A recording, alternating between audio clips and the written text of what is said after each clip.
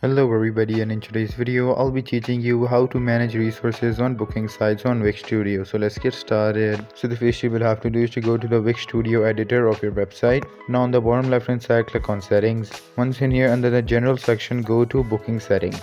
Now here you will see an option for resources. Tap on it. Now click on start now and now click on create resource type. Now you can sort these into categories like room, mic, speaker, laptop, etc. Now give it a name and add how many resources you have. You can also type in the location and now click on create. Now this creates a list which you can edit. Now for example you might need to change the names to make them more recognizable. Now you can again add more resource types. So just click on create resource type and now over here create a new one. Now once you have all of your resource types set up, on the left hand side hover over catalog and now go to booking services, and now you can assign them to the relative services. So over here choose your service. Now scroll down and you'll see resources, and now over here you can pick the one you have.